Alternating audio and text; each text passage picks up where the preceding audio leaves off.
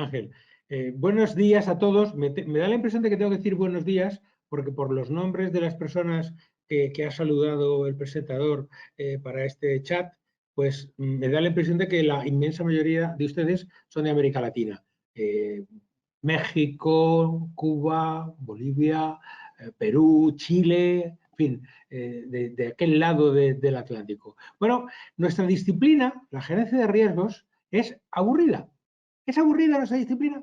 Bueno, no lo sé. Yo después de dedicarme casi toda mi vida a ello, tengo que preguntar que no hay niños que de pequeños digan que de mayores quieren ser gerentes de riesgos. En general, el análisis de riesgos, la gestión de los riesgos, no es algo divertido ni algo que lleve demasiado glamour. Generalmente hablamos de catástrofes, de daños, pérdidas, perjuicios, muertes.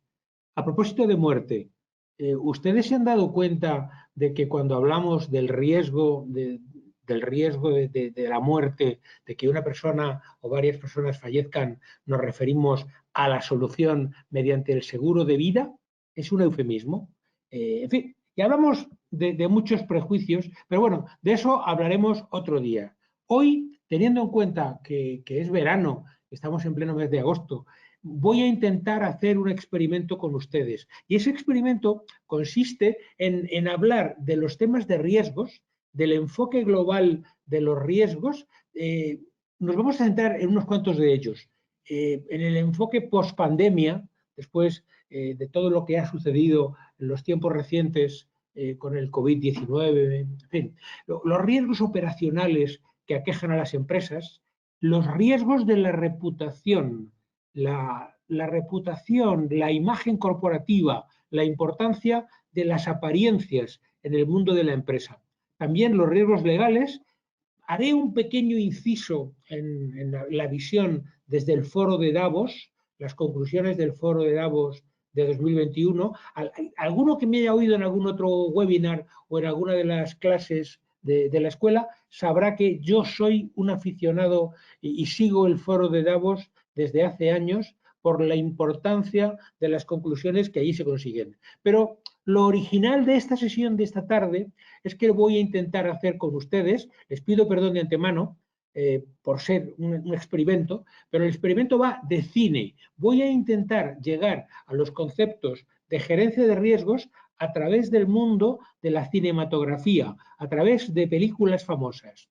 Porque sí, en el cine hay muchas referencias a los temas de riesgos. Ya sé que no es una buena técnica narrativa, pero les voy a hacer un spoiler, les voy a adelantar el contenido, porque sí, vamos a ver temas de películas, pero tengo muchas malas noticias, porque siempre que estamos hablando de riesgos, por desgracia, solemos estar hablando de catástrofes, de crisis, de situaciones en las que se producen pérdidas, en fin, ya me comprenden. Bien, y al hablar de riesgos, también es muy importante el ser realistas. En realidad, se trata de localizar a ese diablo que se esconde en los detalles. Las pequeñas cosas, los pequeños detalles son los que cambian las situaciones y las convierten de un momento gozoso en la posibilidad de una catástrofe.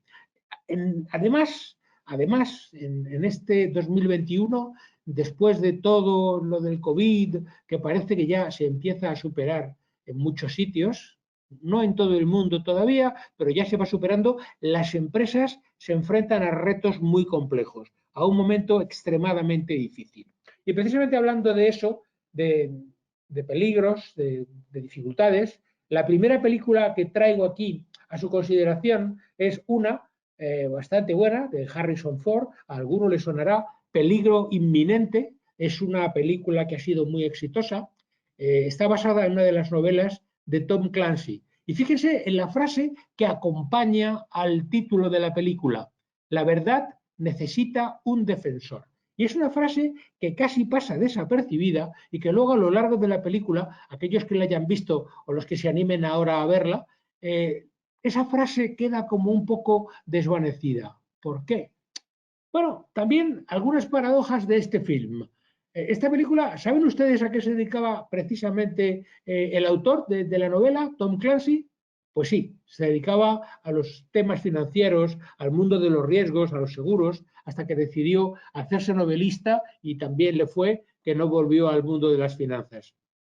El argumento de la película es una ficción, bueno, es una ficción, hay unos intereses antagónicos entre los Estados Unidos y Colombia, hay un malvado cártel de drogas que asesina a un senador de los Estados Unidos, pero claro, es que ese senador era un socio traidor del cártel, o sea, que ahí había un elemento oculto. Y ahí posiblemente es donde encontremos la justificación de esa frase de la verdad necesita un defensor. Si me guardan ustedes el secreto, nuestra industria tal vez siga siéndolo, lo ha sido durante muchos años, es un verdadero coladero de activos ilícitos. Una de las fuentes más importantes para el blanqueo de capitales está en general en el mundo financiero y en particular en el mundo del seguro. Y dicho de otra manera, explicado a la inversa, esa es una de las razones de que los reguladores en todo el planeta sigan con tantísimo interés los temas aseguradores. Por eso hay que ser muy cuidadosos con los temas de blanqueo de capitales y es aquí a donde les quería traer en una película que tiene algo que ver con las drogas, con los mundos ilícitos y demás. Bueno, las empresas hay que defenderlas y una de las importantes defensas contra una amenaza muy grande es los temas de blanqueo de capitales, el financiamiento del terrorismo, las actividades ilícitas, los sobornos y la corrupción que se da en todos los ámbitos de la vida de las personas y de las empresas, por supuesto. Hay que analizar los peligros más inmediatos. Hay que estar atento para que la empresa no se vea sumergida en tipos de catástrofe de blanqueo, de ilícitos, de corrupción y demás. Y para eso hay que hacer proyecciones de riesgo, que sencillamente son adelantarse al futuro, tratar de proyectarse más adelante y conseguir ver qué es lo que nos espera. ¿Qué pasaría si la famosa frase de if de los ingleses, el sí condicional, ¿qué pasaría si? Bien. Y entonces la evolución del entorno, teniendo muy en cuenta que el entorno es cambiante y que lo único inalterable en el mundo es precisamente el cambio, que tenemos que estar preparados para el cambio y tratar de adelantarnos al cambio. Aquí voy a salirme un momentito del cine para hablar con ustedes de los temas tras el COVID. Les hago algunas preguntas en relación con cómo han reaccionado las autoridades, los gobiernos en Estados Unidos, en Asia, en América Latina o en Europa frente a la pandemia del COVID-19. ¿Y cuáles están siendo esas reacciones a posteriori del COVID? Por ejemplo, ¿está habiendo un apoyo estatal a las finanzas? Bueno, les puedo hablar desde Europa, desde la perspectiva, por ejemplo, española, que ha habido un fuerte apoyo a la banca, un fuerte apoyo a que el negocio financiero no se tambalease. La siguiente pregunta es sobre la colaboración institucional de los gobiernos para que no se produjeran grandes problemas de tipo social. Acá en Europa ha habido mucha financiación para que la gente no se fuera al desempleo, para que las empresas pudieran subsistir a pesar de estar en una situación. Perdonen, me parece que he cambiado la pantalla sin querer. Aquí estamos de nuevo. Disculpen. Entonces, ha habido una fuerte colaboración de los gobiernos para que las empresas no se vieran obligadas a cerrar. E incluso la mención ahí de ERTE, ERTE, es por expediente de regulación temporal de empleo. Básicamente un mecanismo por el cual los salarios de los empleados han sido pagados por los estados durante el tiempo que las empresas han tenido que permanecer cerradas. Por supuesto, no se pagaba el 100% el sueldo de todas las plantillas, pero eso permitía que las empresas sobrevivieran. Ha sido un fuerte apoyo en algunos países, concretamente de Europa, no tanto en Estados Unidos, nada en Asia y me temo que en América Latina tampoco. Luego, la deuda pública. Ha habido un crecimiento de la deuda pública de los países, un crecimiento sin límites, y eso ha sucedido prácticamente en todas las jurisdicciones de todo el planeta. Da igual que hablemos de Estados Unidos, de América Latina o de Europa. Luego, aquí, al hablar de coherencia normativa, homogeneidad, aquí tengo que decir que no, que lo que ha habido y sigue habiendo son bastantes discrepancias y diferencias en la forma de abordar los temas desde el punto de vista legal, y tengan en cuenta que la legalidad juega un papel fundamental en todo esto. Luego, la atención sanitaria. Ha habido un despliegue sin precedentes en Asia, en Estados Unidos, en América, en todos lados. En general, los gobiernos se han gastado lo que no tenían en un despliegue muy decidido, cueste lo que cueste, para tratar de conseguir esas vacunas que parece que están siendo la clave de la recuperación. Fíjense que hablábamos arriba de la deuda pública sin límite. Uno de los factores para esa deuda pública ha sido la inversión en asistencia sanitaria, en acción sanitaria, al precio que costara. Por último, los estímulos al crédito y a las empresas. Sí, y además de manera también muy generalizada en todas las jurisdicciones, en todos los países de los continentes. En general, esta sería una visión muy sintética de cómo han reaccionado los gobiernos al tema de la pandemia. A ver, es generalizando, y por lo tanto siempre podremos encontrar diferencias con el modelo que cada uno tiene en su país. Pero en general, estos 6 puntos, si ustedes los analizan, verán de qué manera está abordando cada uno de los gobiernos comparativamente el tema de la pandemia y la salida de la crisis. La comparación sería odiosa entre Estados Unidos, América del Sur, Asia, Europa. Sí, esa comparación sería odiosa. Desde luego, aquí en España está habiendo muchísimos apoyos a las empresas, y eso está aplacando la tormenta social que parecía cernirse sobre la economía de mi país. Ya sé que no está siendo así en todos los lugares, y ya siendo que en algunos otros lugares de Europa se están produciendo violentas manifestaciones de la ciudadanía, y están habiendo bastantes problemas de tipo político y de tipo social. En general está habiendo un apoyo muy sólido a la empresa, y eso, desde una óptica de gerencia de riesgos, es muy bueno. Igual que ya hubo cierto apoyo en la crisis anterior, recuerdan la crisis de las hipotecas subprime, de las hipotecas basura en los años 2008-2009, ahí hubo algo de apoyo, pero ahora con el COVID está siendo más decidido. Ya digo, salvo honrosas y contadas excepciones, está siendo así.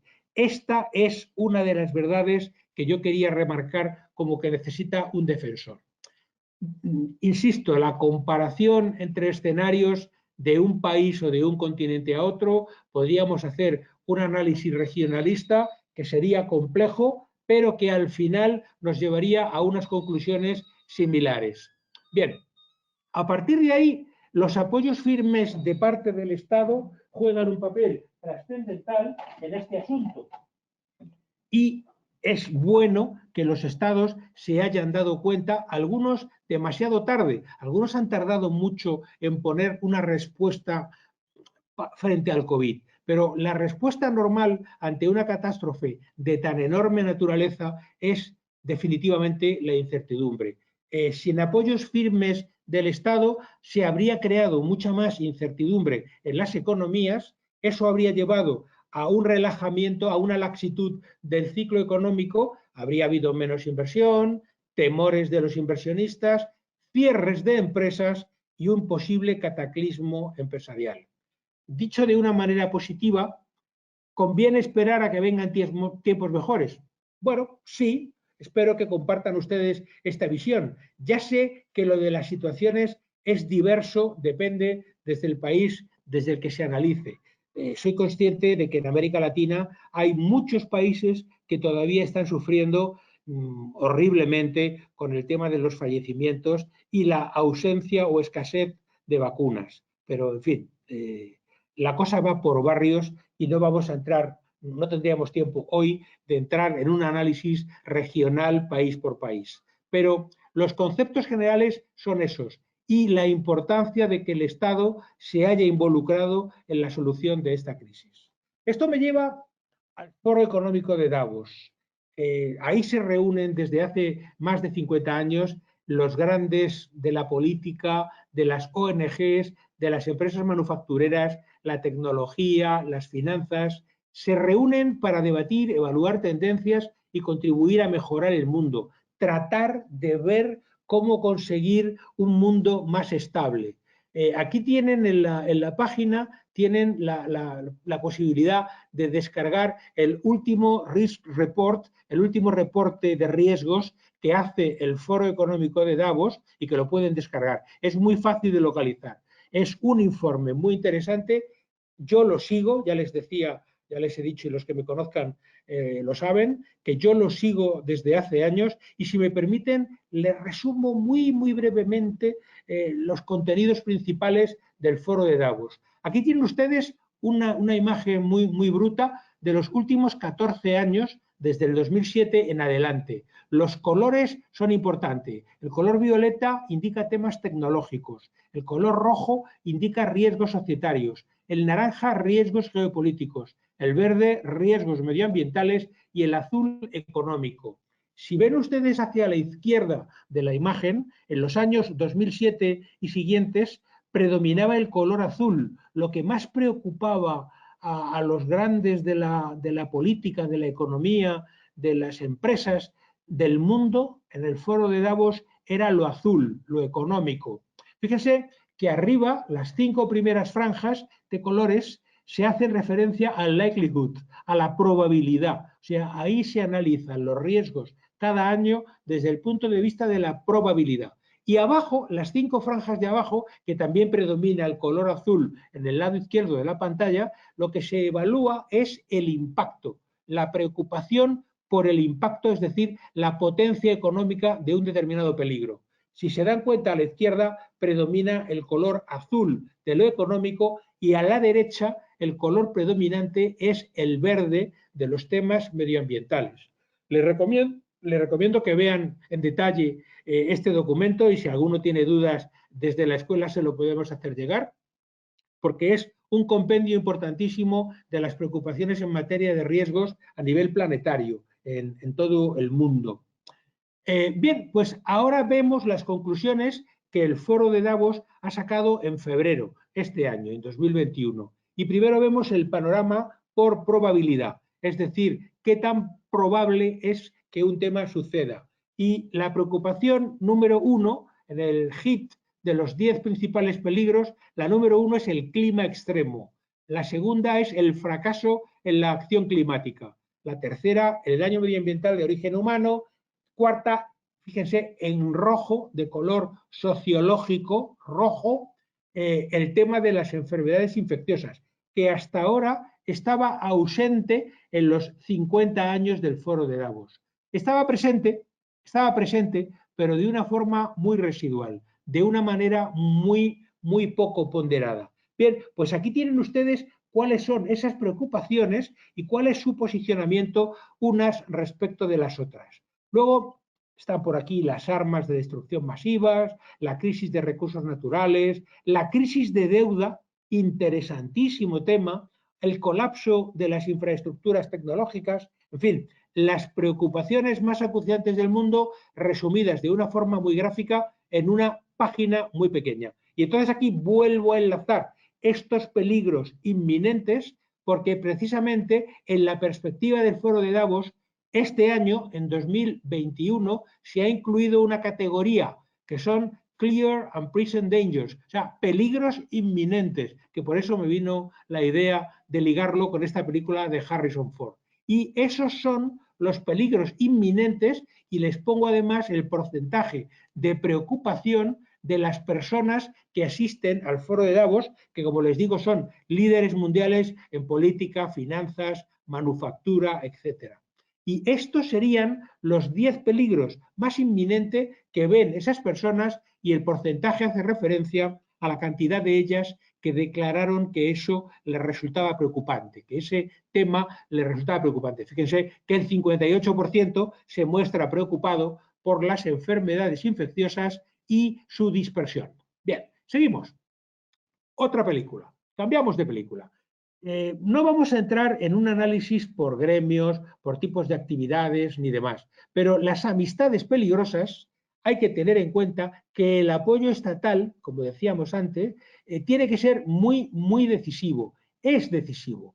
Bueno, a veces ese apoyo es tímido para la empresa. En según qué países el Estado no apoya demasiado a las empresas, pero tenemos que contar con el Estado si tratamos de evaluar los riesgos de nuestra empresa. Y para ello hay que ser un lobby activo, por ejemplo, como lo son la banca y los seguros frente a sus reguladores en cada país. Porque, amigos, ¿cuál es la amistad más peligrosa que puede tener una empresa? Pues como pista les diré que empieza por la letra R. La amistad más peligrosa de una empresa es el regulador. Si una empresa, por ejemplo, se dedica a las telecomunicaciones, el regulador de los temas de telecomunicaciones tiene que estar perfectamente controlado y perfectamente monitoreado. ¿Por qué es un peligro para esa empresa? Porque de ello depende que pueda continuar teniendo la licencia de operación en su respectivo tema. Da igual que la empresa sea de telecomunicaciones, sea una naviera, sea una constructora o sea una fábrica de productos alimenticios. En cualquier actividad económica, el regulador estatal es algo que tenemos que vigilar. Tenemos que vigilar mucho al regulador y estar muy atento a llevarnos bien con las consignas que el regulador nos lance. En todos los sectores de actividad, en todos los tipos de negocio, cuando se pregunta a los gerentes de riesgos por su principal interlocutor de privilegio, todos vigilan y cuidan en extremo las relaciones con su respectivo regulador. Da igual el país, da igual el tipo de actividad. La amistad más peligrosa de una empresa es su regulador. Cada empresario, cada gestor de riesgos debe hacer un examen de conciencia, permítanme la alusión religiosa y que no se me ofenda a nadie, y revisar si está haciendo todo lo posible para llevarse bien con su regulador o si necesita hacer algún esfuerzo más para mejorar las relaciones con su regulador, simplemente porque esta es la más peligrosa de las amistades. Claro, la importancia de la tecnología, la importancia de las infraestructuras tecnológicas en nuestro negocio me lleva a esta otra película que en español se tituló Los Fisgones, Sneakers. Tenemos una dependencia, todas las empresas, también da lo mismo el tipo de actividad al que se dediquen, todas las empresas tienen una fortísima dependencia de la tecnología informática. ¿Y qué ha pasado con el COVID y tras el COVID-19? Pues que tenemos un distanciamiento físico entre las personas, las modalidades de trabajo no presencial, el trabajo a distancia. Además, se produce la necesidad de cierre de oficinas, por redundancia, de cierre de factorías. Luego tenemos mayor exposición a los temas reputacionales.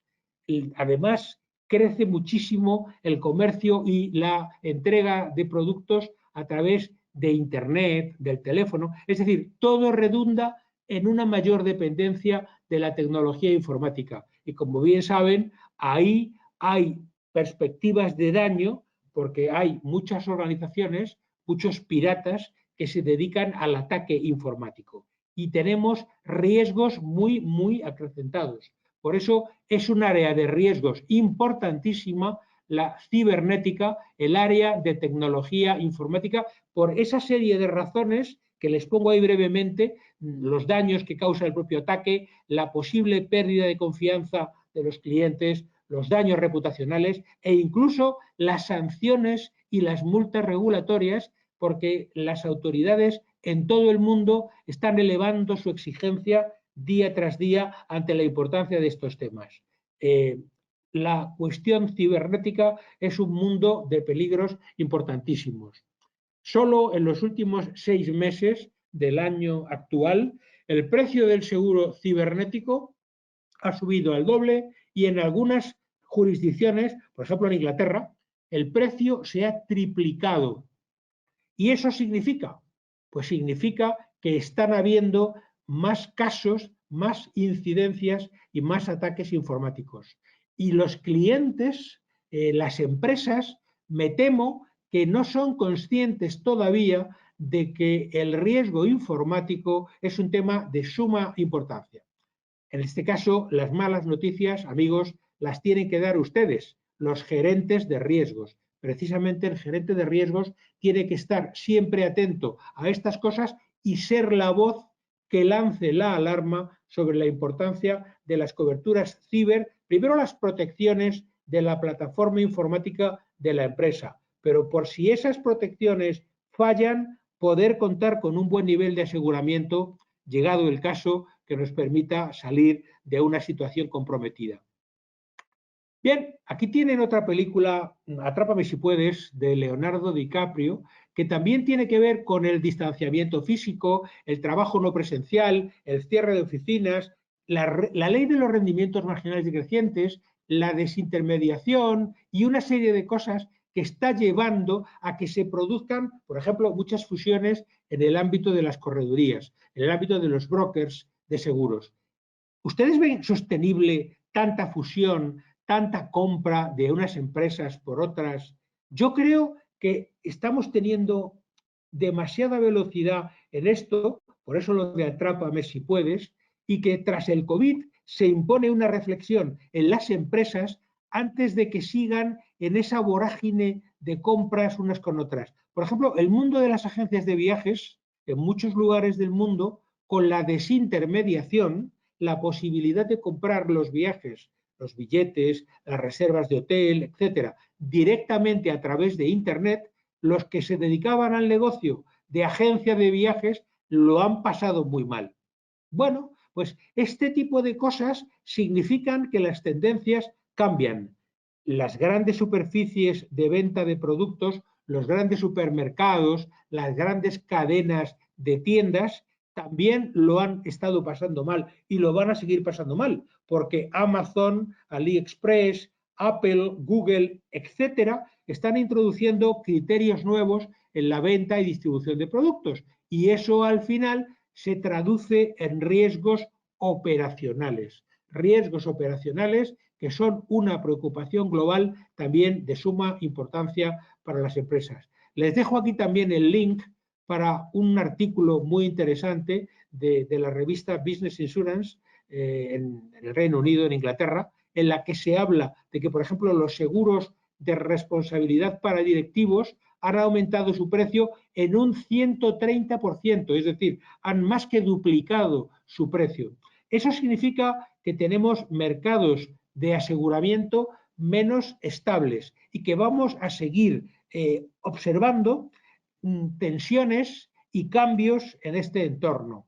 La responsabilidad de los directivos se acrecienta y tras el COVID-19, en mi opinión, los directivos están cada día más expuestos ante un nivel de exigencia que continúa subiendo, que continúa yendo en aumento. Bien, una película muy conocida que sin duda muchos de ustedes habrán visto, El Padrino, y esa frase magistral, ten siempre cerca a tus amigos, pero aún más cerca a tus enemigos. Keep your friends close, but your enemies even closer. Esa frase, en realidad, en El Padrino se utiliza, pero viene de un libro con 2000 años de edad, El arte de la guerra, el Sun Tzu, que ya utiliza el mismo concepto. Hay que estar cerca de los amigos, pero todavía más cerca de los enemigos. ¿Y esto por qué? Pues muchas razones. Hay muchísimas razones, pero aquí les voy a dar algunas y poderosas. La concentración bancaria en varios mercados. Por ejemplo, acá en Europa, también en Estados Unidos, ha habido mucha concentración de bancos o las ventas de empresas de vino, de champán, como Freixenet y Codorniu. En Cataluña, las cuestiones de seguros y las fusiones, Caser, Previasa, Artai, Aon, Willis, hay una cantidad de fusiones enorme y ese es previsible que siga siendo el tenor de los acontecimientos en los próximos años, que continúe habiendo más fusiones. conviene tenerlo presente, porque eso lleva a unas implicaciones obvias. El adversario de hoy puede ser tu aliado mañana o incluso tu dueño. Puede que la empresa en la que uno trabaja hoy día, mañana sea absorbida por esa empresa de la competencia. De eso se genera nuevamente más inestabilidad para los directivos, como les decía al hablar de los seguros de responsabilidad civil de directivos.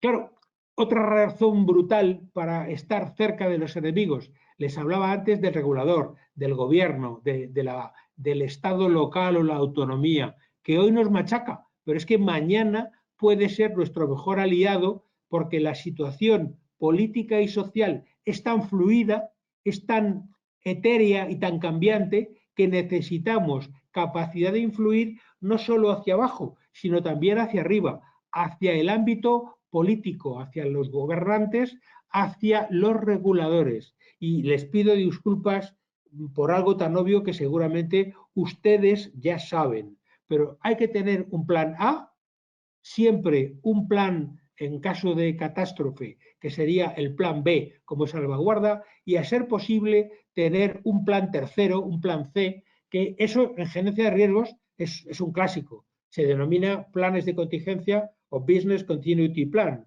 BCP, planes de continuidad de negocio. Y a eso se llega con el análisis que ustedes, como gerentes de los riesgos, pueden y deben hacer.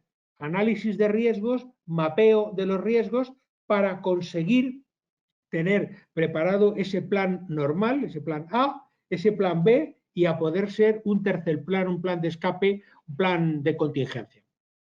Disculpen, pero no podía resistirme a hacer un poco de publicidad a la especialidad que me apasiona, que es la gerencia de riesgos, además de que de lo que les estoy hablando es una realidad aplastante. Bien, en los 37 países de la OCDE, la colaboración institucional es un elemento fundamental.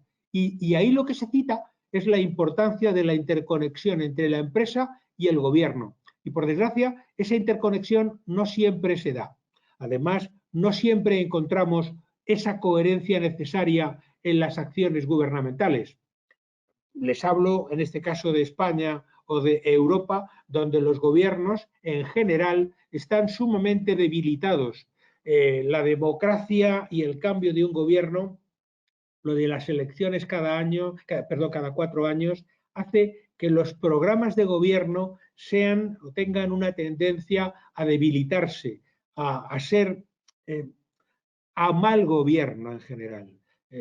Les confieso esto, somos un grupo bastante numeroso, pero negaré habérselo dicho porque esto puede interpretarse como que no soy partidario de la alternancia democrática.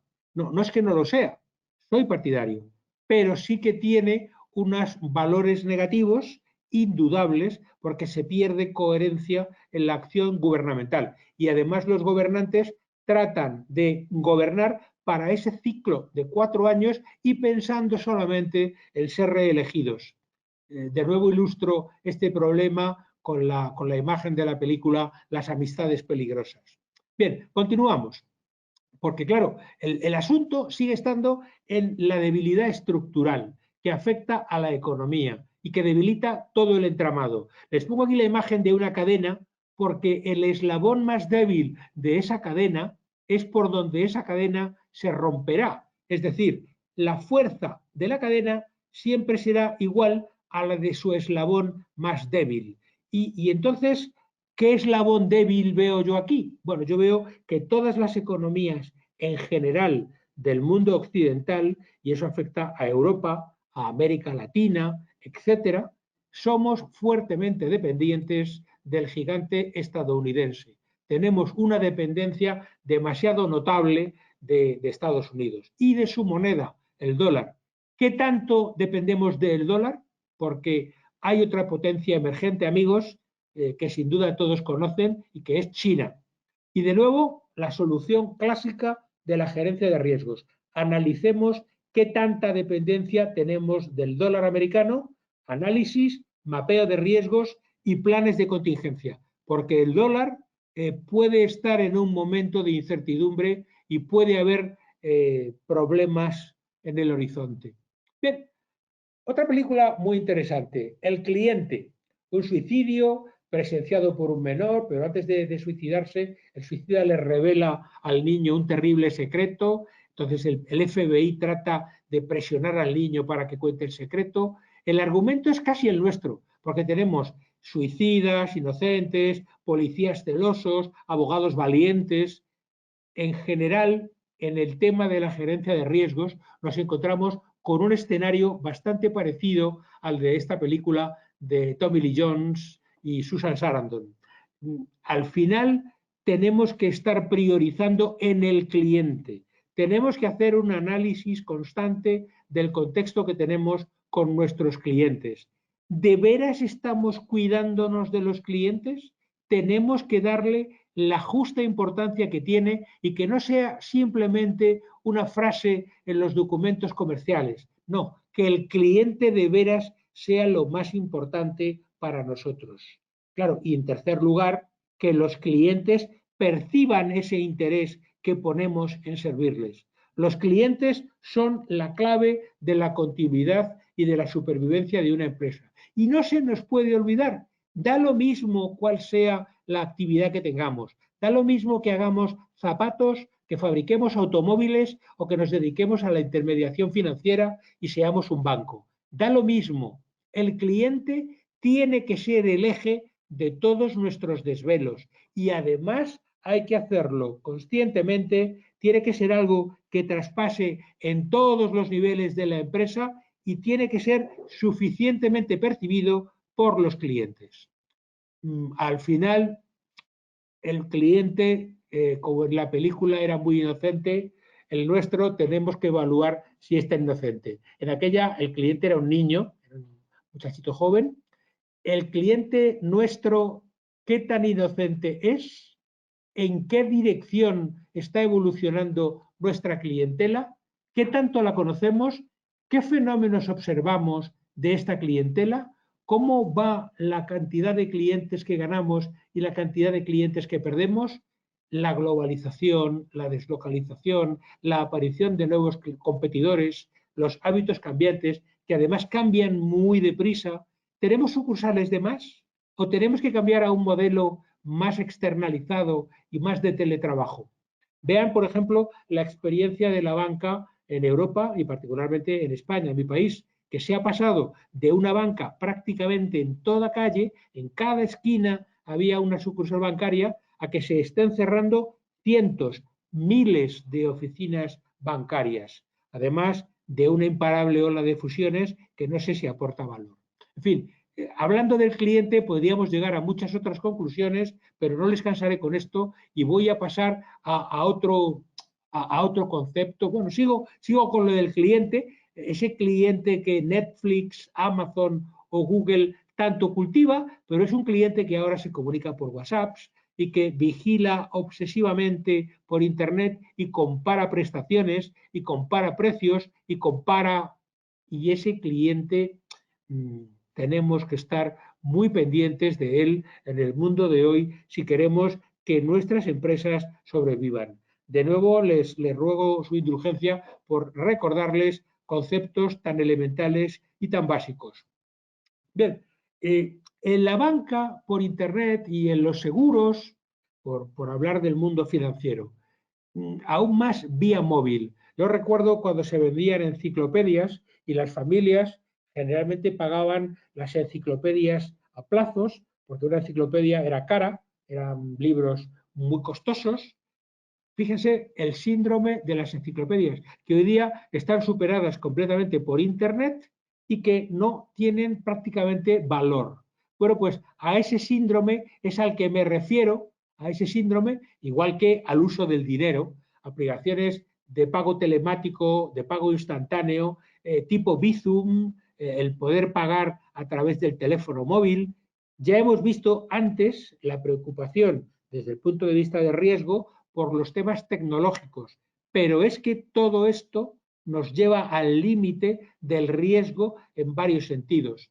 Tenemos que estar considerando las estructuras físicas que utilizamos, las localizaciones de nuestro negocio, para tratar de suavizar o eliminar sus costes. Porque hablando de costes, el margen, tenemos que vigilar estrechamente el margen que utilizamos de beneficio en nuestros negocios, en un mundo con tipos de interés súper bajos. Y además es muy fácil utilizar experiencias previas que están disponibles y que están documentadas en otros lugares como Estados Unidos, Asia, Europa, y que sin duda para muchos de ustedes allá en países de América Latina les podrán ser de gran utilidad. Otra película, El poder del dinero. Les decía antes que las economías están demasiado dolarizadas. En esta película del poder del dinero, también con Harrison Ford como protagonista, la frase que subyace es que todo tiene un precio. ¿Cuál es el tuyo? Bueno, otra frase que pasa desapercibida. Fíjense que he puesto ahí algo que la crisis del dólar y la crisis actual están poniendo de manifiesto, y es que tenemos monedas emergentes. No piensen solo en el euro, en el yuan o el renminbi, no, piensen también en las criptomonedas, en esas nuevas monedas virtuales que han llegado para quedarse. Y fíjense que lo tacho con dos líneas, lo de la soberanía monetaria, porque es la primera vez en la historia de la humanidad que la soberanía monetaria la pierden los estados, la pierden los países, y parece que nadie se ha dado cuenta. Ahora la soberanía monetaria se está liberalizando, y al hablar de esas criptomonedas emergentes, de esa nueva divisa que no controla ninguna autoridad, tenemos que ser conscientes de que es un cambio fundamental en la historia de la humanidad. Por primera vez, la soberanía monetaria la están perdiendo los países. Era algo de los reyes, de los emperadores o de los estados modernos, y ahora está desapareciendo. Y eso tiene también que ver con la potencial crisis del dólar a la que nos hemos referido en varias ocasiones. Vamos a ver, el tema China cada día tiene más importancia. Reconozcamos que Donald Trump tenía una verdadera obsesión con China y que puso a prueba la paciencia oriental de China, pero tal vez solamente haya despertado a la fiera. Tal vez sencillamente lo que hizo Donald Trump fue despertar a la fiera, y que China ha reaccionado y ahora China lo compra todo.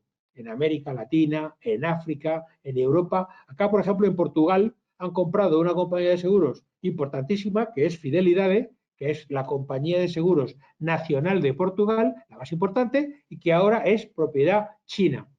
Estados Unidos intenta poner barreras, proteccionismo y tal, pero estarán de acuerdo conmigo en que está perdiendo esa guerra, que en realidad en esa guerra está triunfando el antagonista, el señor de la fotografía, Xi Jinping. Más cosas. La independencia frente al dólar, pues bueno, estamos consiguiendo algo acá en Europa, algo se va haciendo, sí, el euro es una moneda que se afianza, ¿vale? Sí, pero China va mucho más allá, avanza mucho más deprisa, y aquí tenemos de nuevo problemas de cohesión regulatoria entre países de la Unión Europea, el apoyo entre unos países y otros, la colaboración transfronteriza entre los 27 países de la Unión Europea, el lobbying corporativo, la masa crítica, en fin, tenemos una serie de problemas en Europa que hacen que ese avance respecto a la independencia frente al dólar no sea ni mucho menos tan acusado como a mí me gustaría. Claro, hay unas instituciones clave, pero que están dejando de serlo. Les pongo ahí una fotografía de la OTAN, de la NATO, el Tratado del Atlántico Norte, dirigido por Estados Unidos, y que, bueno, pues tiene una crisis porque su enemigo de siempre parece que ahora ya no es tanto Rusia, el bloque socialista colapsó, la caída del muro y demás. Entonces, ahora parece que la OTAN necesita inventarse un nuevo enemigo. Esto le está pasando a muchas otras instituciones, y son instituciones clave. No solamente, les pongo el ejemplo de la OTAN, pero hay muchos otros ejemplos de instituciones que están viéndose debilitadas por la necesidad de refundarse, de reinventarse. Bien, esto además me lleva a otro tema, la pobreza extrema, por un lado, y la concentración de la riqueza. En el caso de América Latina, las 107 personas más ricas de la región suman un porcentaje abrumador de la riqueza. En paralelo, aumenta la pobreza extrema y esto, ¿cómo funciona? Bueno, en realidad aquí lo que se está produciendo es un detrimento de las clases medias. La clase media, permítanme, es una opinión política, pero la clase media es la que dinamiza, la que mueve un país, porque la clase media tiene opciones de ganar algo y tiene opciones de perder, y por eso es la más dinámica en el entorno económico. Eso es lo que caracteriza a las clases medias, que están dispuestas a emprender, que están dispuestas a tomar el ascensor social para ganar algo y librarse de perder algo.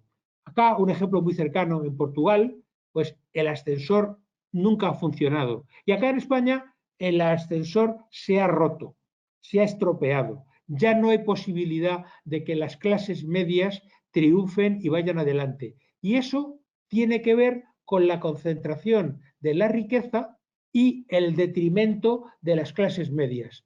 Esa enorme concentración que se está produciendo de las riquezas, no solo acá en España o en Portugal o en América Latina, en general, la riqueza se está concentrando y eso no es bueno para los negocios ni para el entorno del futuro. Un buen sistema financiero lo que necesita es potenciar esa clase media. Y parece que Joe Biden lo tiene claro. Trata de estimular a las clases medias y subir los impuestos a las clases más altas. Es curioso y paradójico porque esto hace poco habría sido tachado de un pensamiento comunista y sin embargo quien lo está llevando a cabo es Joe Biden en los mismos Estados Unidos. Entonces, pensemos en las reacciones a los cambios en impuestos o a las leyes de algún país con algunos estallidos que han habido, por ejemplo, en Colombia, o la revuelta del diésel en Francia, o las enormes manifestaciones en Holanda, acá en España. Hay que tener mucho cuidado. Se trató de cambiar el sistema de pensiones en Chile y ustedes saben perfectamente la que se organizó. La respuesta ciudadana, los conflictos, la inestabilidad. Todo esto, amigos, no dejan de ser riesgos, son riesgos. Y claro, estamos entrando en temas de sociología. Por eso aquí les traigo la película de Algunos hombres buenos, que en realidad se refería al protagonismo de una mujer. Y tenemos que pensar que las mujeres cada vez toman mayor protagonismo en los temas de negocios y por lo tanto en los de los riesgos. La pirámide social, otro problema. Se está envejeciendo la población, por eso la película no es país para viejos. Tenemos que pensar que nunca ha habido en la historia de la humanidad tantos ancianos y eso conlleva también una serie de peligros, una serie de riesgos que tenemos que abordar desde la óptica de la empresa. Más, el marketing. Ya no queda forma de hacer cosas sin sociología ni marketing. Hay que hacer un análisis de riesgo en el que se equilibren un montón de cosas. Y también hay que hacer política de obras sociales, temas de retorno a la sociedad, temas de mecenazgo y combinado con los negocios, porque son importantísimos para la reputación de las empresas. Una excelente película, La tormenta perfecta, se la recomiendo. ¿Qué es una tormenta perfecta? Pues es la conjunción de dos tormentas que se juntan y que pillan al barco de nuestro protagonista en medio, entre las dos tormentas. Al final no les voy a contar el final de la tragedia, el final de la película, pero bueno, es bastante previsible. Y en una situación así, el capitán, ¿qué debe hacer? ¿Continuar pescando o darse cuenta que es más importante salvar el barco? Bueno, ese es el gran dilema en el que se enfrenta George Clooney como capitán en esta película, y George Clooney se empeña en seguir pescando pese a todo, además de que está rodeado por dos tormentas, es decir, por la tormenta perfecta. Esto llevado al ámbito de la empresa tiene muchísimos paralelismos y por eso les traigo esta película. Al final, la última película que he elegido para este resumen cinematográfico de hoy es la más complicada. Y con esta quiero ir terminando porque me parece que se me acaba el tiempo. Es la película El acorazado Potemkin. Es una película de cine mudo del año 1921, perdón, 1925, que narra los sucesos de la Revolución Rusa, cuando estalló la Revolución Rusa y cayeron los zares. Son enseñanzas perfectamente útiles 100 años después. En 1905 hubo ya una revolución contra los zares que consiguieron sofocar, pero no se dieron cuenta, y eso es lo que esta película nos cuenta y nos sigue siendo útil en 2022, que el sistema de los zares estaba gravemente en crisis, que les faltaba legitimidad, es decir, problemas de percepción del cliente, que había enormes diferencias sociales, es decir, faltaban alternativas para el pueblo. Habría un creciente rechazo popular que se manifestó con varios conatos de revolución. Había dificultades económicas enormes, hambre, en fin, había incluso canibalismo. Y lo más grave, el zar de Rusia y su gobierno no se daban ni cuenta. Es decir, negligencia directiva, negligencia empresarial. Finalmente, ustedes saben lo que pasó en la revolución del 17, en la revolución de Rusia. Al final, pues hubo un problema tremendo, que eso es lo que narra la película del acorazado Potemkin, cómo se fraguó la revolución y cómo los personajes de aquel acorazado, los marineros que trabajaban en ese barco, se rebelaron contra sus oficiales. La revolución rusa que pilló por sorpresa a los zares. También podríamos hablar de estados fallidos como Escocia, Cataluña, Kosovo y algunos otros lugares, pero eso nos llevaría mucho tiempo. Finalmente, acabo esta explicación con otra película fantástica de Coppola, que es Apocalipsis Now. Hoy que estamos viendo cómo Estados Unidos sale precipitadamente de Afganistán, pues los recuerdos de Vietnam y todo lo que sucedió allí, pues también sirven para el comercio mundial, porque no vale todo. Hay que tener las cosas bien fundamentadas. Y esas son las paradojas de la historia que nos cuenta Apocalypse Now. Por cierto, basada en un libro de Conrad, de Joseph Conrad, que se refería a la conquista del Congo por el otro país europeo, por Bélgica, parecido a lo de Vietnam, pero unos siglos antes. En fin, estas serían las lecciones que la gerencia de riesgos nos permite sacar de algunas películas que me he permitido seleccionar para la sesión de hoy con todos ustedes. Les agradezco muchísimo su atención. Como les decía antes, Ángel Espínola de EALDE, pueden ustedes hacer las consultas que deseen a través del chat, las recogeremos en un documento y me comprometo a enviárselas respondidas a todos en el plazo más breve posible. Y ahora tenía algunas transparencias más, pero bueno, este es un resumen de las películas de las que hemos hablado en la conferencia de hoy. Peligro inminente, amistades peligrosas, Sneakers, el cliente, algunos hombres buenos, etcétera, etcétera.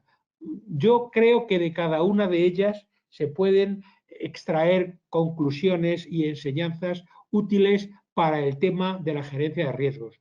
También ruego su comprensión sobre el sentido de esta charla y las metáforas que he utilizado en todo momento. Las comparaciones con el cine son un poquito forzadas, pero sirven para ilustrar de lo que les quería hablar hoy en el tema de riesgos y hacerlo de un modo distendido. Muchísimas gracias a EALDE por hacer posible este webinar, a todos ustedes por su atención y quedo pendiente, por favor, de sus cuestiones, de aquellas dudas que les hayan podido surgir o reflexiones respecto a todo esto, porque las contestaremos con mucho gusto a través de los canales de la escuela y a través del correo electrónico de cada uno de los asistentes. Muchas gracias. Ángel, te Muy bien, paso la muchas gracias, dirección. Mariano, Gracias. por tu impartición. Como ha dicho el profesor, nos quedamos sin tiempo para responder las preguntas en directo, pero pueden dejar las preguntas en el propio chat de GoToWebinar y Mariano las contestará lo más rápido posible. Las enviaríamos por el correo electrónico a la misma dirección que nos han proporcionado.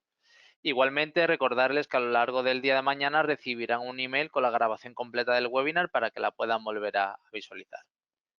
Muy bien, Mariano, pues muchas gracias. Pues te puedes despedir de los asistentes si quieres.